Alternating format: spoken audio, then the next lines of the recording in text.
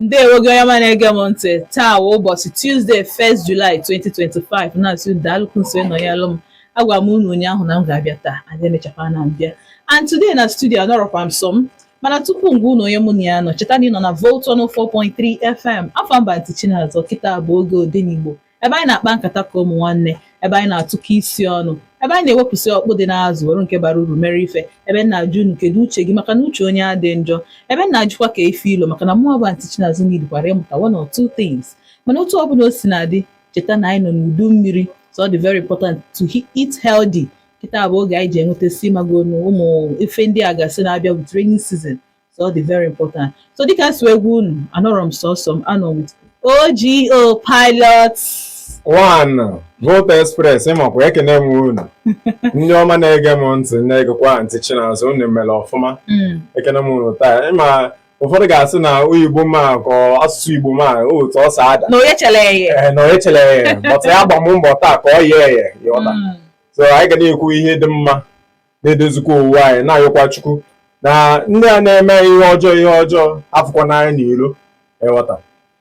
So ihe niile gara unu mma o na ntị Chinazụ ga na-eme unu ihe ọma. Na-abịakwa m ka m tinye ọnụ m na tọpik etinye taa ịghọta na ọ gara ọfụma na-etinyekwala ntị Chinazụ na ekpere ihe niile na-aga ọfụma ịghọta. Ịghọta na-enyekwa unu mmụọ na-adabakwa. Alright, daalụ Oji. So tupu m gaa n'iru m ga-agwa unu ihe nji maka ya bịa n'ụbọchị nke taa. Afọ m a video of a man, a full grown man nwụrụ ịma na mamara asụ Igbo one sentence gbaghara na otu ọbụla o shefụta na-ebe akwa ka tata maka na nwaanyị were property ọ hapụrụ ya bụ moto wee gba ọsọ. Moto o tinyetara aka n'ime bikos otu o si wee mara na ya bụ nwaanyị ji moto ya wee gba ọsọ bikos traka ewepụzi ya bụ traka ọ maazị ebe moto ya nọ nke nwaanyị gbanyekọrọ fon for 2 days ọ babeghị biya. So n'ụbọchị nke taa anyị ga-anụ from ndị mmadụ kedu ife ndị mmadụ chere ọnụ ụmụ nwaanyị ya kwesịghịzi ka a na-atrọst fa, ọnụ ụmụ nwoke kwesịghịzi na-atrọst mmadụ because in this life nobody can do life alone. Ịnidiri onye ị ga-atrọst, ịnidiri onye ọ ga-abụ icheta ya ịma na onye nke a na ị ga-atụkwasị nye obi. So kedu ife ilo daalụnụ. Ịma na OGO bụ Gen Z badi. Ịma na Odenigbo anyị adịghị eme ife oyihe, anyị na-eme ife nwaanyị nụọ ya.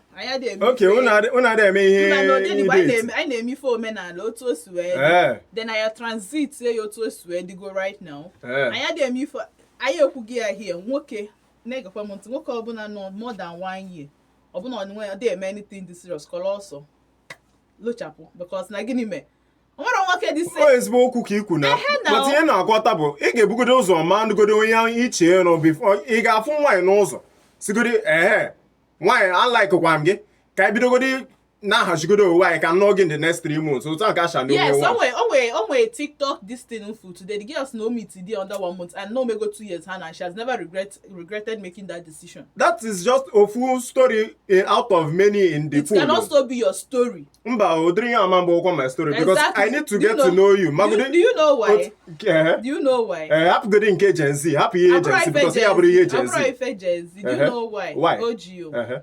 It's because some people do slow in learning. Capacity mother bro. Capacities are broken. But the issue is that nwaanyị nwoke fụ nwaanyị ọ chọrọ ịnụ in 1 year set to go down with that girl. Any other thing ha na-eme bụzukwa man na the guy adịghị ready or na the guy just try to joke with you. Ma the girl dey ready. Enwere ike the girl na exhibit some characters into the guy na ya. Hello. Good evening. Ke ime? Afọ. Okay, gaa n'iru nna.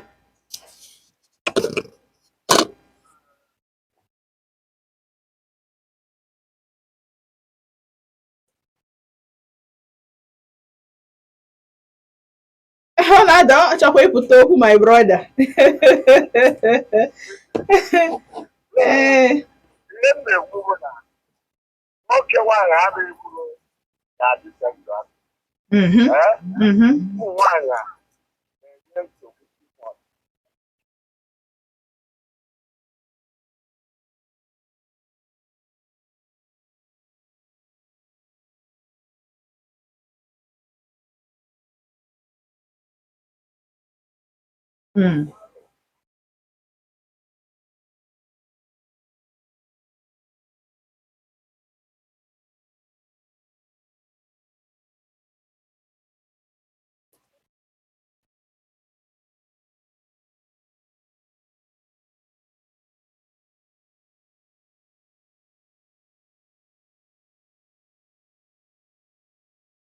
Ade aghọtakwa ya.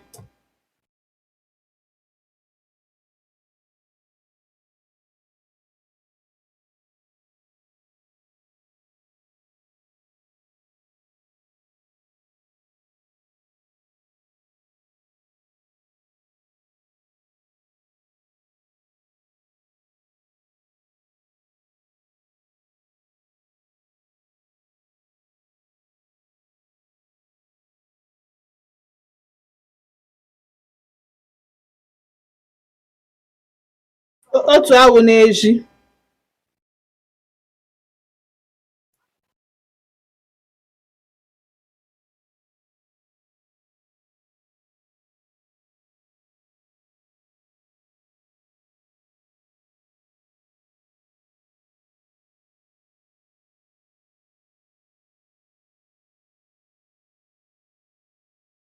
Daalụ sọ.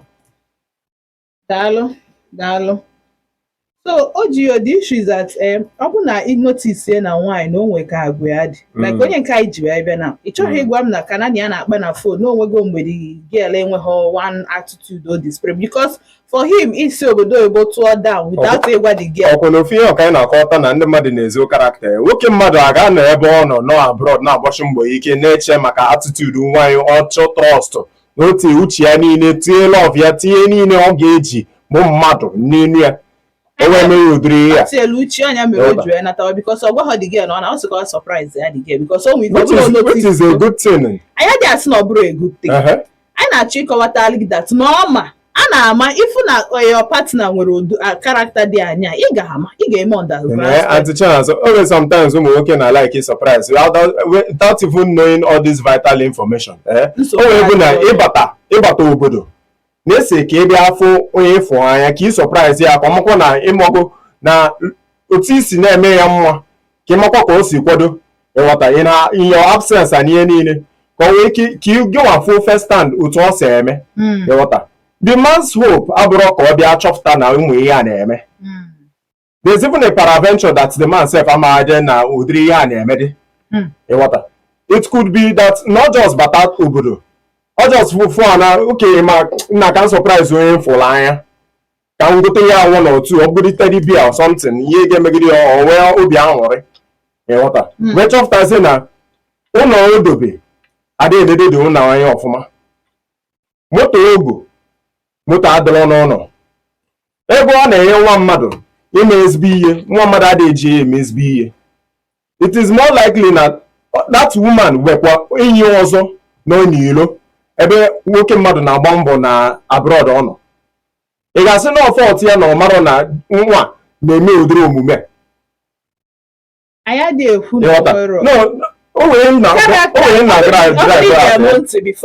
ekwuchego m ya si that na character this girl gosi character onye nwoke ọzọ na ya n'akụkụ.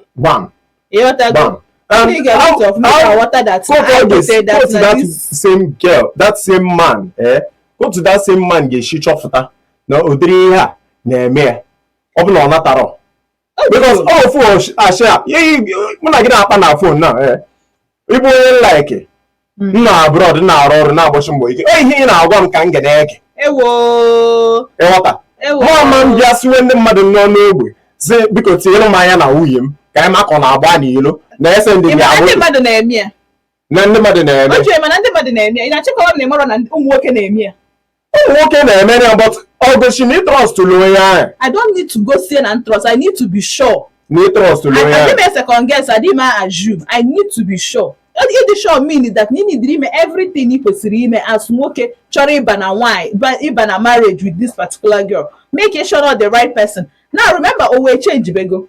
The days agago when ụmụ nwaanyị dị submissive ife na-emebi ịza ụnọ ificha ụnọ isiri nwoke nni na ịza nwoke ya esa. And don't get me wrong, go ụmụ nwaanyị ka dịkwa mma na-eme ụmụ ya ahụ. Yes, but as most of the time, how only one can have your piece 99%. 99, what I don't know this is 99%. Loyalty, disloyalty meaning now Umu Nwanyi Agbawazina yes. Bam. You understand? So I didn't say, oh, go yes no more, but more I'm no Umu Nwanyi do. Over the stomach economy. We have good women. What can why you that you get stomach economy? Man, only I love rocky. True. Love. Oh, Again, I will not show Buddha. Chuonya Uchutoyaka. I want to stick with the person. Give us sticky man a village Agubun. So I know how with the person. How need you wish to know over there? Hello. Hello, I know Gagancy. Hello, I know Ginsu, I know Gagancy.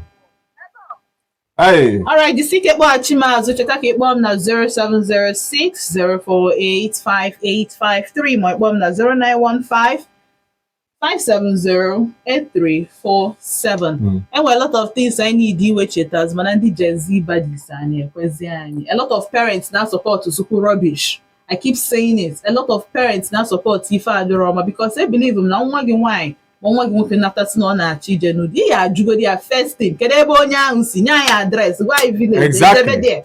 And address. If we see an address, I am one day. I know that I know opinion kanga like what I wish in a society because each one say be a doesn't knock on if a preserve na ihe na eme na dating pool like in the way. What did you say from mother you like? You say maka no na asulu gị bekee no na eme gị okay fun.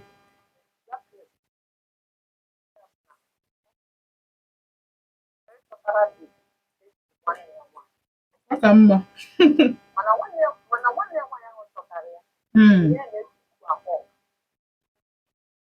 Ademma.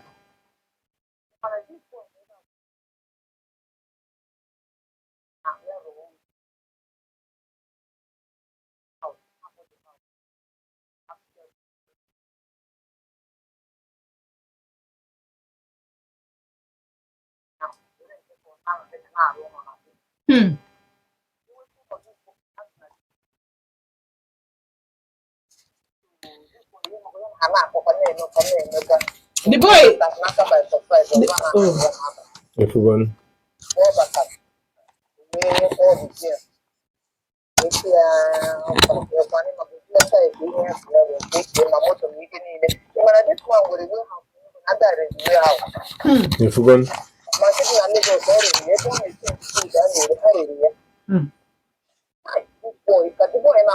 As in.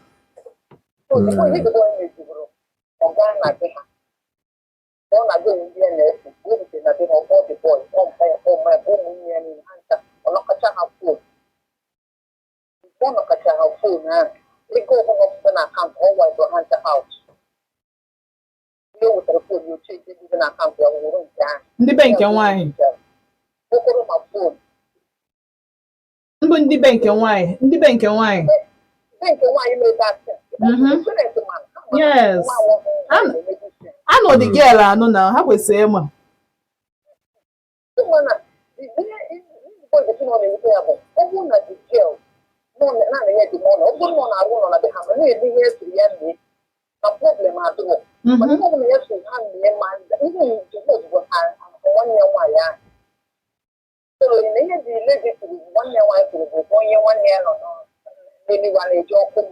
Imagine.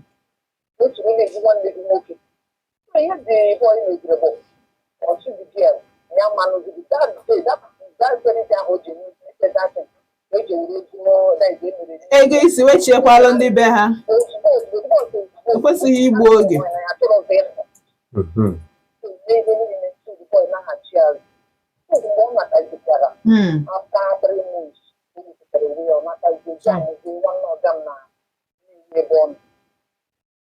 Like that, you know, go for somebody here directly.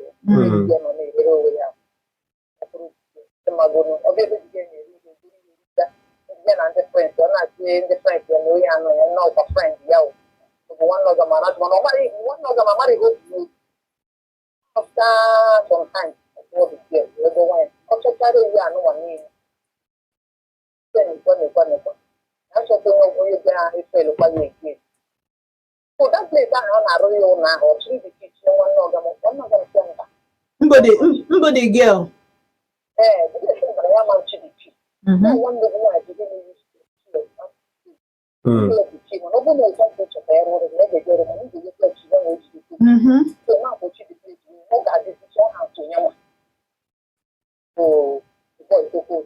Sọsọ omume omegodu gosi na ọ bụ ezigbo nwanyị.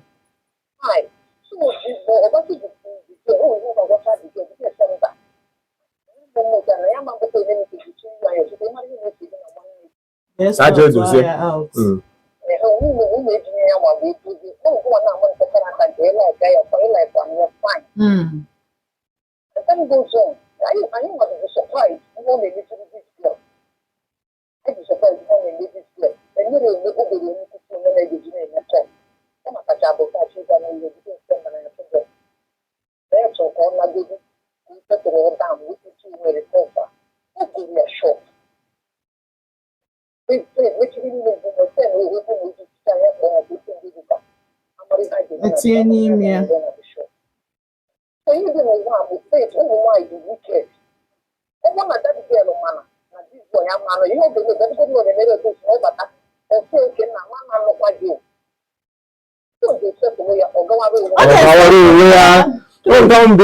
obi na aga amakwa eziokwu ime obi fa ha ma ngawara onwe fa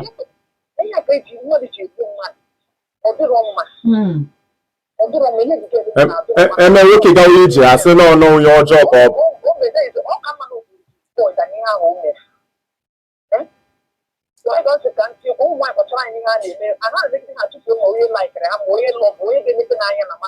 mba ha kpachakwa n'anya o ha ncha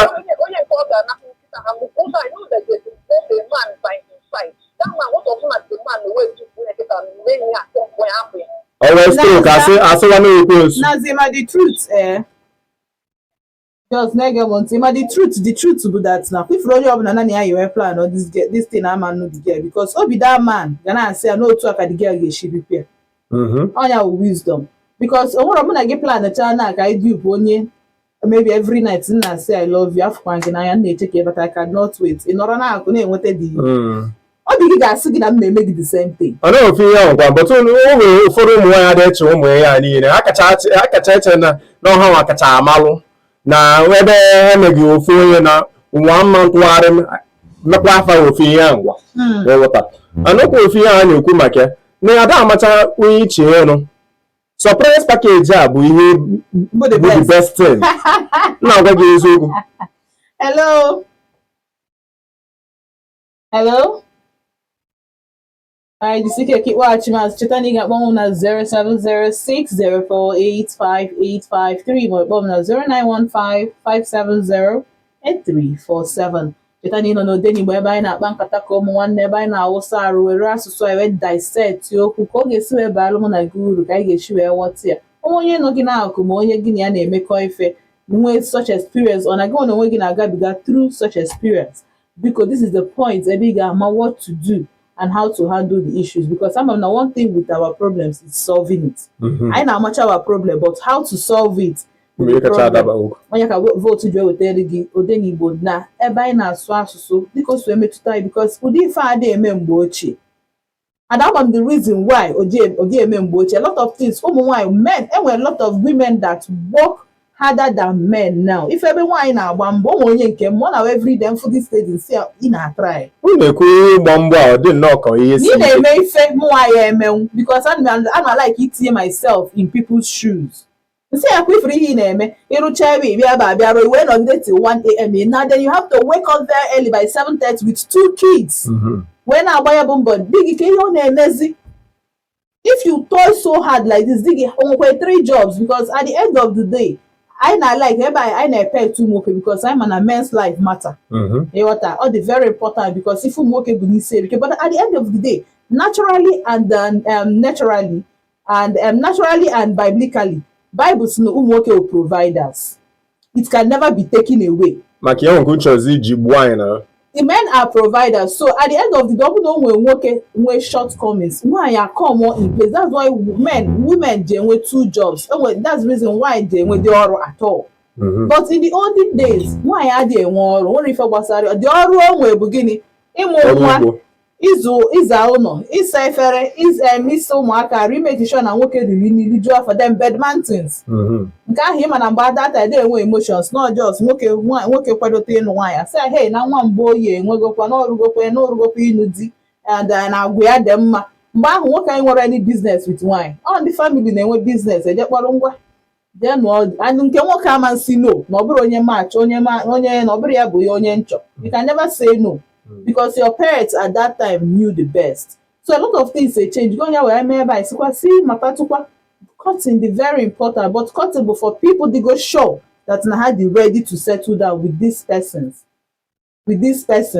So I dey tell again or anybody sometimes when I want make someone nwoke na nwaanyị like this and may take care personal because when some certain things ụmụ nwaanyị ekwesịghị na-eme. Equally take your personal. Yes, always certain things ụmụ nwoke ekwesịghị na-eme ha na-eme, and sometimes when men fall short mfu nwaanyị ụmụ nwaanyị ka ha na-play ha na-play the part ụmụ nwoke kwesịrị play. Ọ na-ewute m, but then ọ bụrụ a license for nwaanyị ime nwoke anyhow. Nwoke bụ na ọ dịrọ gị mma n'anya, ọ dịrọ gị mma na ntị, ọ dịrọ gị mma like ịma na onye abụrụ onye ị ga-spend with the rest of your life with. Why are you taking stuff from him? The only part my support need to take when you see so yeah can the back ka ije ezo ya ori hapụ taking stuff achi return ya ka ije ezo ya ori ka ije ata nwoke afụfụ o bido n'isi gowe ihe niile izu because you're taking this thing na ọ na-ewe ma na because me ka mbụ one for all for one izu oge oshi ọba goro oshi ijizi aga be nwoke ọzọ na-eto. My boyfriend gave me this. Oyoshi. Hello. How far now? Okay, get him.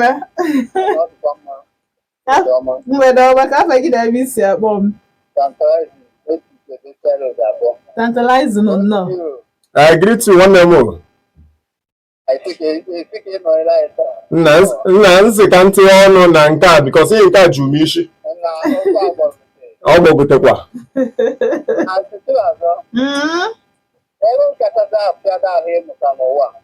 na amakwa m ajụkwa m amakwa m onye mma ajụ ọ ga-amụ ọrụ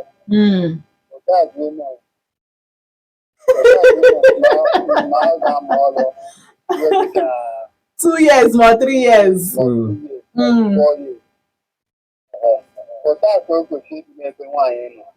Ihe nwoke na nwaanyị ede agreement na nwoke ihe ga-apụsị mgbe ị ga-agba azụ oke bịa mụwazi nwaanyị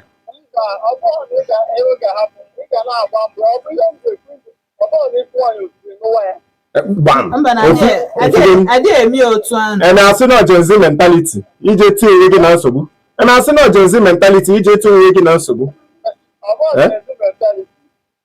igbu onwe gị n'oge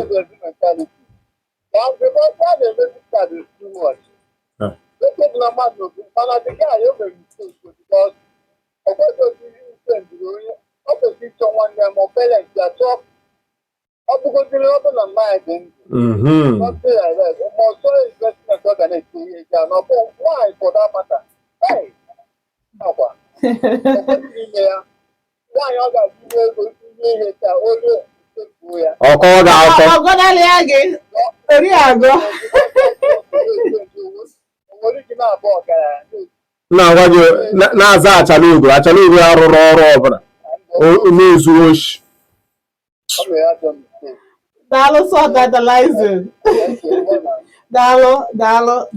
Daalụ imekigo your point of course nke nwoke emere ọfụma by i-release such amara m na ndị be ha anọghọ Nigeria or is it that na enwero trust na ebe family because anyị ma na onwe family members bụ work onwe family members bụ na ịbata na ezinụlọ ị ga-ama na something is wrong. But hello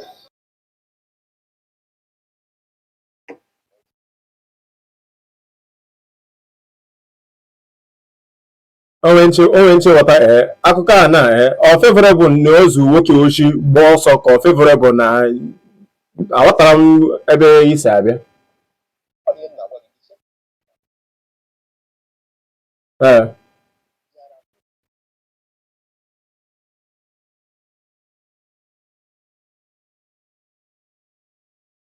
Okay.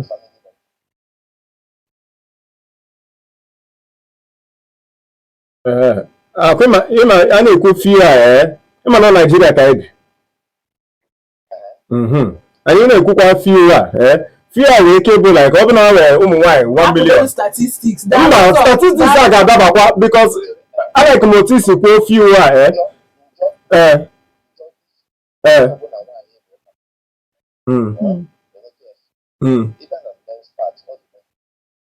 okay. Hapụ ihe resources anyị na-ekwu nke nwoke tara afụfụ iji obodo oyibo bata.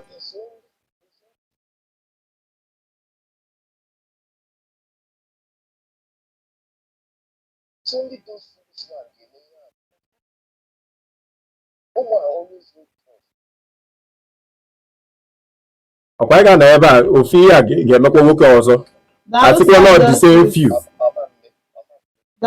ọkwa na-echapụta ebe a a ga-ege ya n'akọ. Alright, time I'm na-emezi kwarapụ ebe a ka m ga-asị unu daalụ for staying with me because ọ dịrị izi ịnọkọ with us. So o ji ọnụmadị gị n'obi from the way you sound. So one or two things ị chọrọ ikwu kwuo ya kịta bash ya ụmụ nwaanyị inwe the room. Ịgwa gị eziokwu alikecha m ụmụ nwaanyị unu nwa bụ the epitome of beauty ihe niile na-aga iru n'ụwa ịghọta but ihe m ga-asị